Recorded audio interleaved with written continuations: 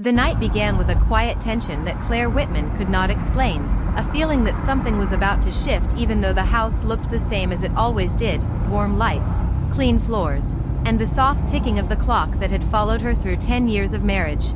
And as she stood near the kitchen window watching snow fall over their Vermont backyard, she sensed that her life was balanced on a thin line, because Ethan, her husband, was unusually silent, sitting at the table with his hands folded as if he were preparing for a difficult meeting rather than a simple talk at home. And when he finally spoke, his voice was calm but careful, the kind of calm that carries weight, and he told her he had been thinking about them, about the space that had grown quietly between them over the years, not with anger or blame but with a deep honesty that startled her.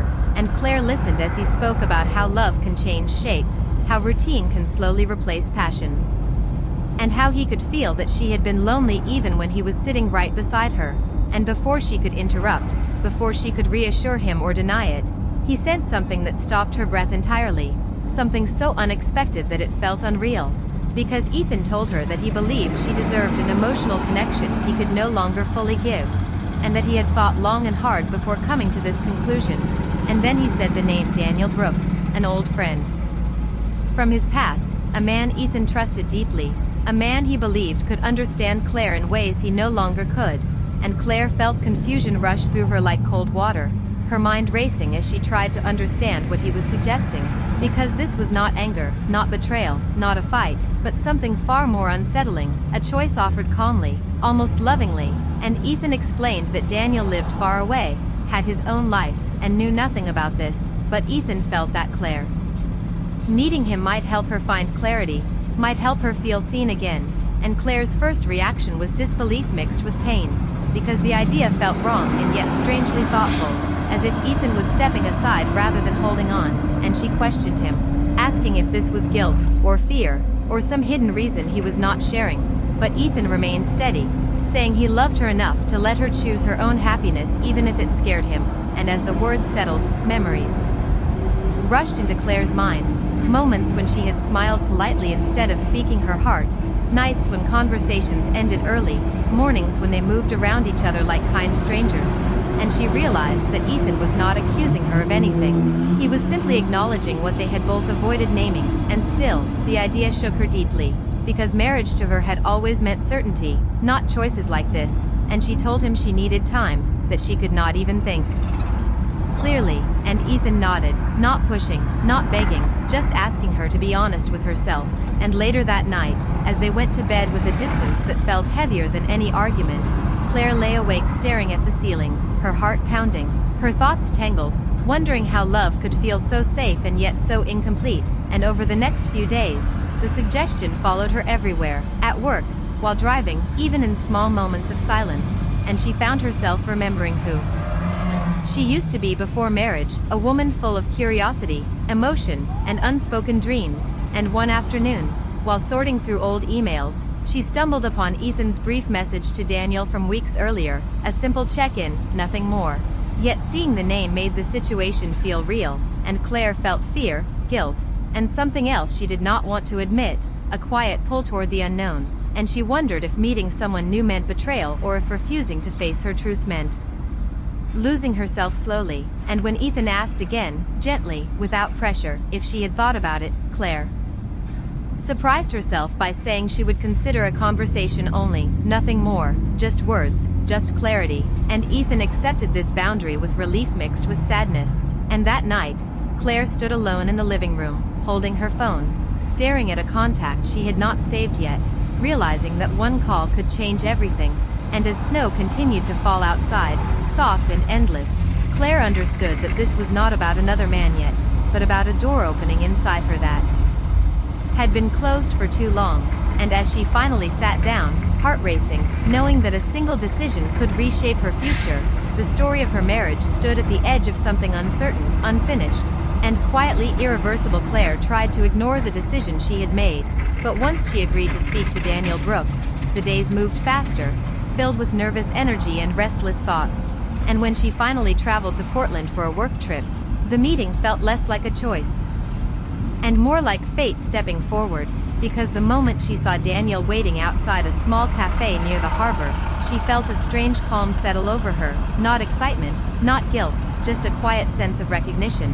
And Daniel was different from what she expected, not dramatic or overly confident, but grounded, warm, and attentive in a way that made the world feel less noisy. And they began with simple conversation, talking about the weather, work, and travel.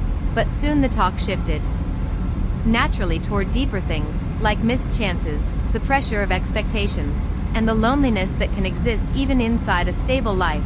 And Claire was surprised by how easily words came to her, how she spoke without rehearsing her thoughts, how Daniel listened without interrupting or judging. And as they walked along the waterfront, the air cold and sharp, Claire felt something soften inside her, something that had been tight for years. And Daniel shared his own story about relationships that looked right but never felt complete, about learning to stay quiet instead of asking for more.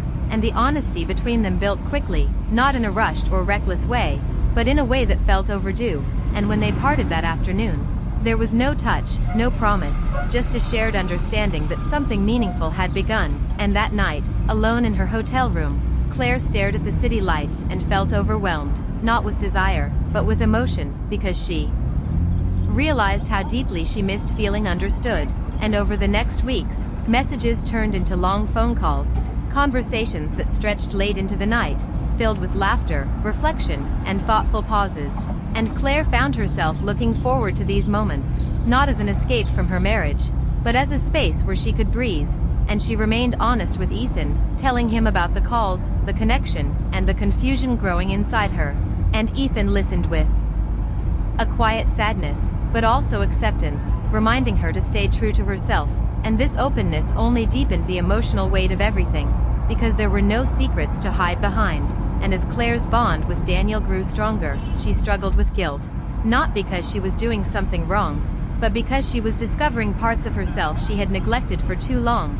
And Daniel never pushed her, never crossed boundaries, often reminding her that clarity mattered more than speed. And this patience only made her trust him more. And one evening, during a long call filled with shared silence, Claire realized that her feelings were no longer just curiosity or comfort, but something deeper, something that frightened her because it felt real.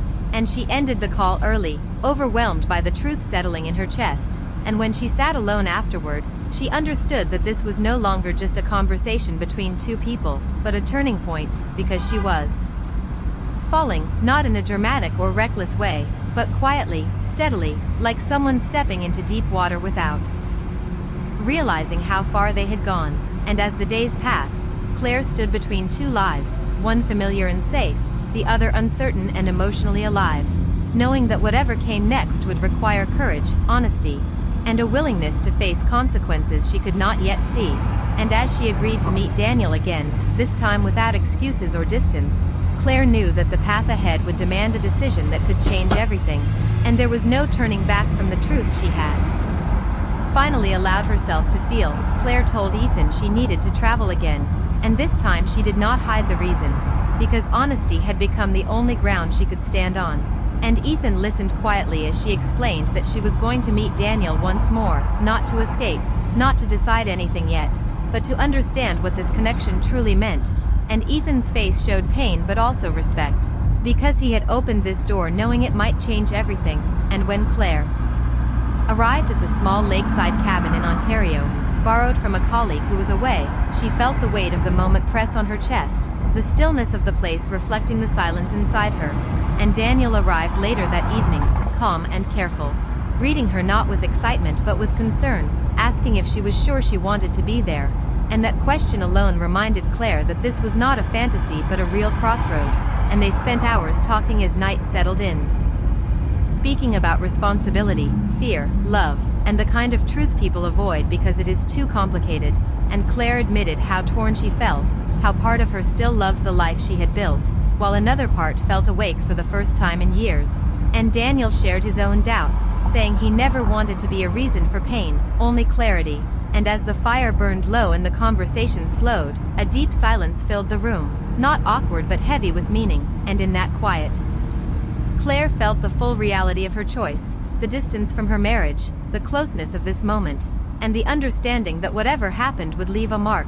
and when she finally leaned against Daniel, it was not sudden or careless, but a gentle decision shaped by trust, and they rested together, fully aware of the line being crossed, not driven by impulse but by emotional honesty, and the closeness felt calm rather than dramatic, grounded in connection rather than desire. And when morning came, sunlight spilled through the windows, and Claire woke with a mix of peace and fear, because the night had changed something inside her, not with chaos but with clarity, and she stepped outside alone, breathing in the cold air, realizing that what had happened could not be undone. And when Daniel joined her, they did not speak much, because words felt small compared to the weight of the moment, and before leaving, Daniel told her that whatever she chose next, she had to choose it fully, not for him, not for Ethan, but for herself.